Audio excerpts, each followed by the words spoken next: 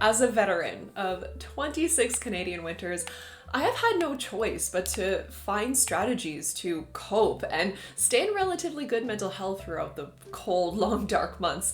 And throughout the years, I'd say that I've collected some pretty good strategies on beating winter blues. And in this video today, I want to share them with you because winter is just around the corner. And if I've learned anything from surviving all these Canadian winters, it's that starting early can make a world of a difference in how you feel throughout the rest of the winter months to come. So I hope that by posting this video while it's still fall, y'all can start preparing so that you guys can have the happiest, most positive winter coming up. So let's get into my first tip on how to beat winter blues, which is to use a sunrise alarm clock. Seriously, guys, I think some of the best money that I've ever spent in my life has been on this alarm clock. So how this alarm clock works is instead of waking you up in a jolt with a blaring alarm, it wakes you up really gently by slowly getting brighter and brighter over like 20 minutes or however long you've set it for. And this is supposed to mimic the natural sunrise so that you wake up more naturally. Personally, I just find it so dreadful waking up in the pitch dark to that nerve-rattling default iPhone alarm. You guys know the one that I'm talking about. It's like triggering to me at this point. I don't know about you, but I don't particularly prefer to be woken up by my fight or flight being triggered, and it's just been so nice to wake up to a nice warm dim light and birds chirping, and it's made it a lot easier to get out of bed on those cold dark winter mornings. I would 12 out of 10 recommend this purchase. It has seriously increase the quality of my life, and I'll link the one that I use in the description below if you're interested in checking it out. This next tip is also light related, and that is to try a light box. Now, this is a tip that I do recommend talking to a doctor about, but basically what you do with a light box is you sit in front of it for 20 or 30 minutes in the morning. And I remember I first heard about light boxes in a class I took in my last year of undergrad on circadian rhythms, and we learned about seasonal affective disorder for like 5 seconds in a lecture. And we learned a theory about seasonal affective disorder, which is that our biological clock, which is set by the sunlight, becomes delayed in the winter months because we're getting less sunlight, which then affects a lot of other things like our hormone levels and our neurotransmitters, which can then lead to low energy and low mood.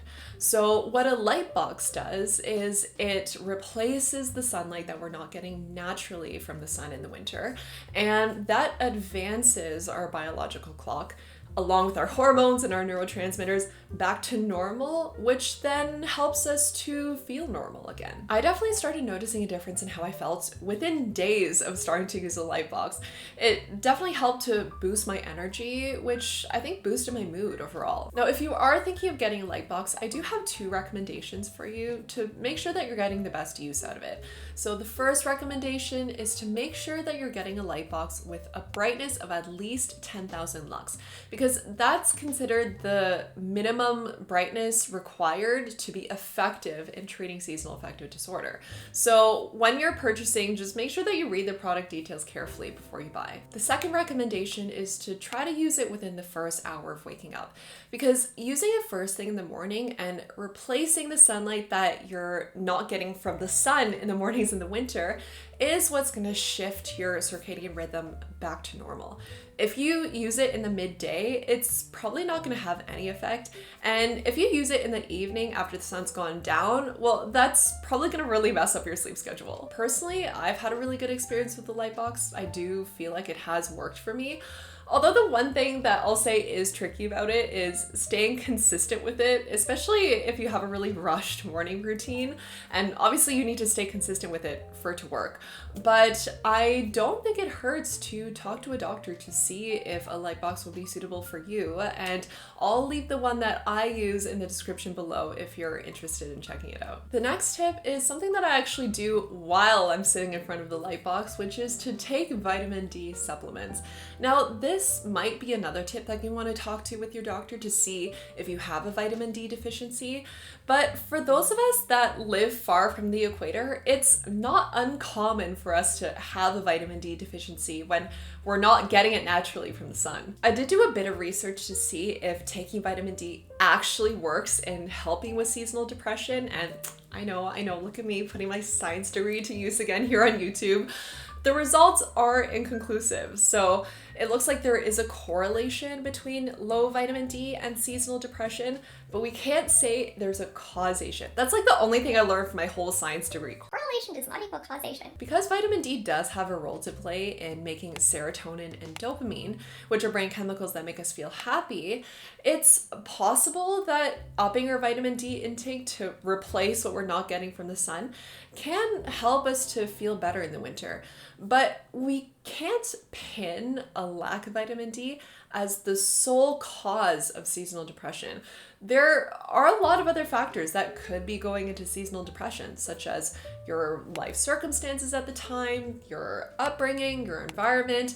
So if we're talking about beating winter blues this winter, yes, adding vitamin D supplements could be a good tool to add to your toolbox, but we're also going to want to be adding a lot of other tools so that we can have a well-rounded toolbox. And one of those tools that I highly recommend adding to your toolbox is going for walks. Now, I know some of you are thinking right now, girl, there is no way in hell I am going out there in the freezing cold just to go for a walk.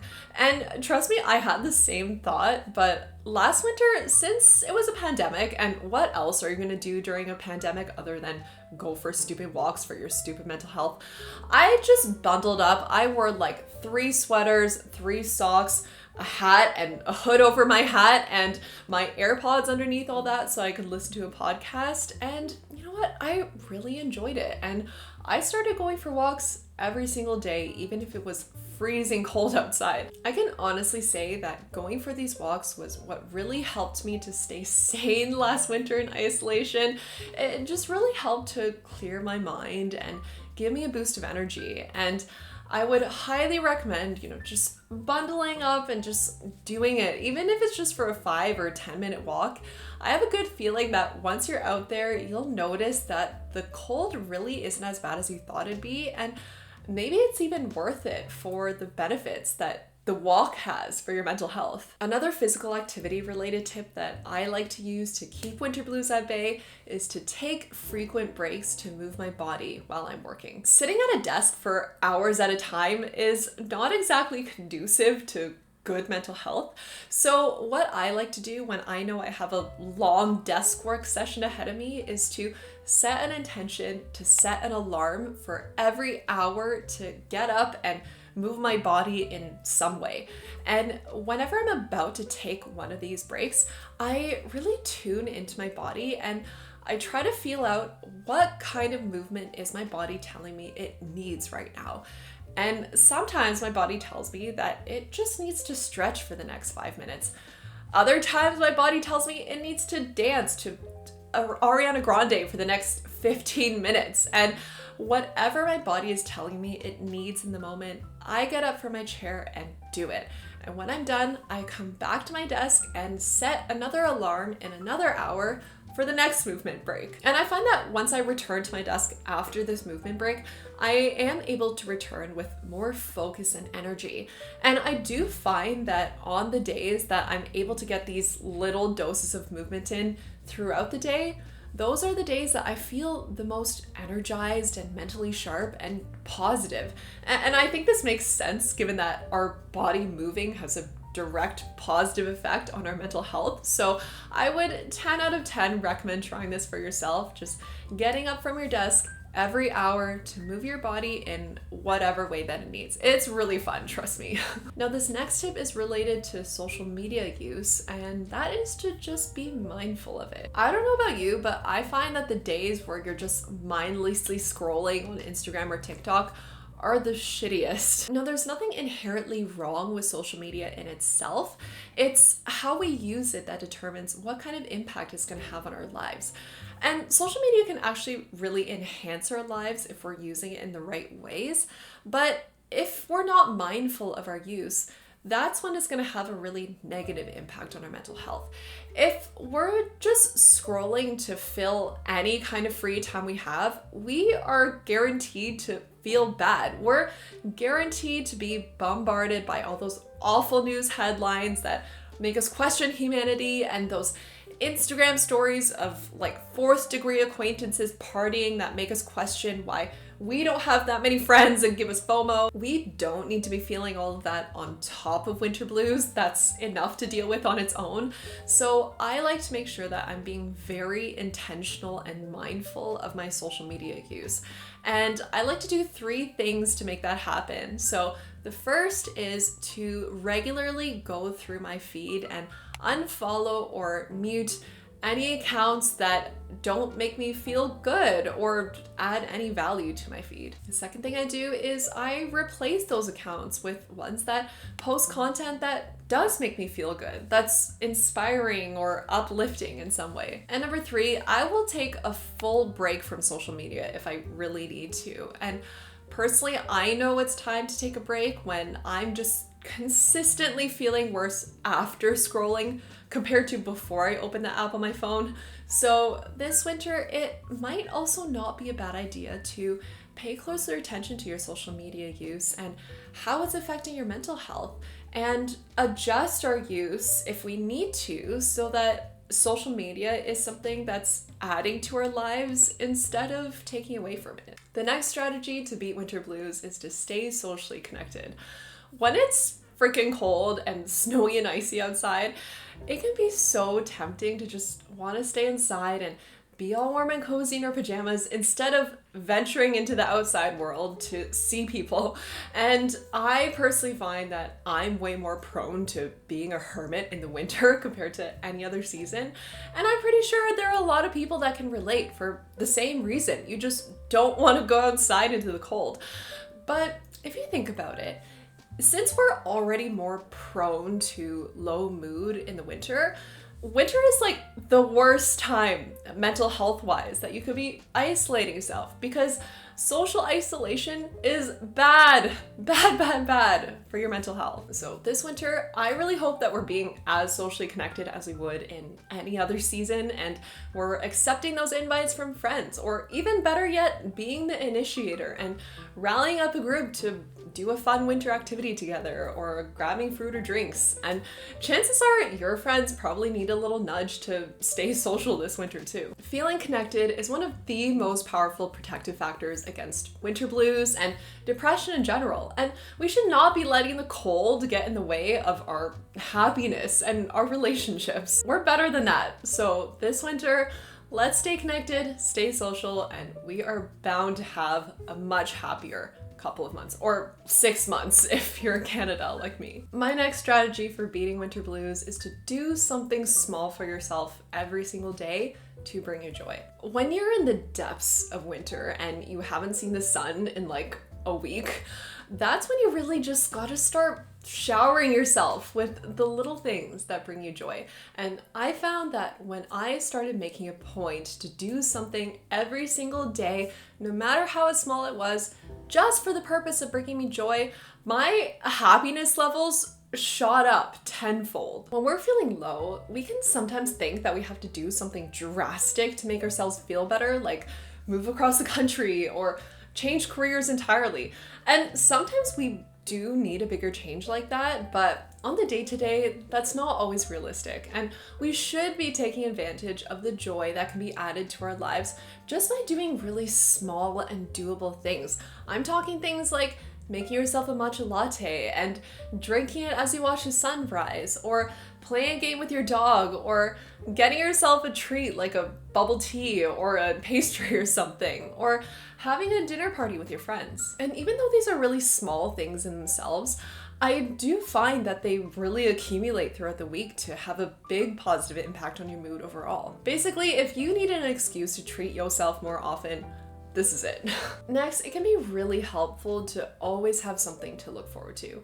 And this can be something as big as planning a vacation somewhere that you've always wanted to go to.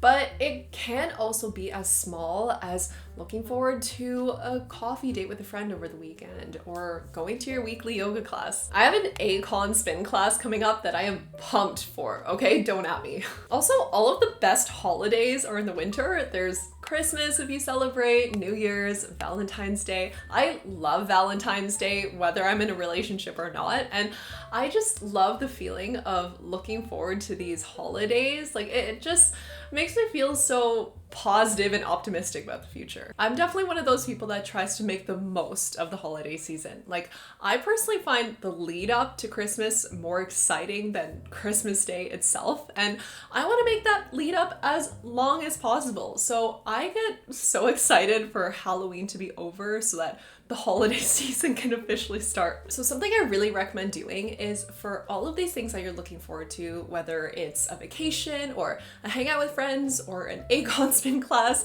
or a visit to a Christmas market, to put it in your calendar in a specific color that you've chosen for things that you're looking forward to. And that's going to serve as a reminder that you have that thing coming up. And every time you see it in your calendar, it gives you a boost of happiness and excitement. And I find that if you have something consistently throughout the winter that you're looking forward to, it actually makes those months go by faster, and before you know it, it's spring again. Now, my next strategy is to do a life audit. Sometimes that low feeling can be a signal that something needs to change. And sometimes we might need to do a little bit of digging to figure out what that something is. So I'm gonna give you some questions that you can ask yourself to do kind of an audit of your life to identify what area of your life might you need a change in. So some things that you can ask yourself are, do I like my job? Do I have healthy relationships with my friends, my family, or a partner? Do I have at least one person I can rely on for help? How are my sleeping habits? How are my eating habits? How often do I move my body? What are my instant gratification activities? For example, social media, drinking or other substances, indulgent food. How much time am I spending on these activities? Are they having any kind of negative impact on my life? What does my financial situation look like? Do I have some debt that's stressing me out? Do I have hobbies? Is there anything that I've been wanting to try or pursue that I haven't yet? And if so, what's the reason I haven't pursued it? Now, these questions only work if you are being nothing but honest with yourself. So if you find yourself feeling low this winter, I really invite you to just set aside some me time on a quiet evening, grab a pen and a journal, and answer these questions as best as you can. And I promise you, your answers are going to point you in the right direction. And my final strategy for beating winter blues this winter is therapy. Sometimes we might just need professional help, and there's absolutely nothing wrong with that. And it makes me so happy to see that there are a lot more open conversations now about going to therapy, and that therapy is much more normalized now. So if you have been thinking of going to therapy, take this as your sign. Maybe now is the time to finally do it. And if this is going to be your first time going to therapy, I did make a video on what to expect in your first time in therapy that I'll link somewhere here if you want to check it out. So those were the tips that I've picked up over the years on how to beat winter blues. I hope they come in handy for you this year. And if you have any tips on beating winter blues that I didn't mention in this video, please share them in the comments with me. And as always, I hope you're staying healthy and staying safe, and I will see you next time. Bye.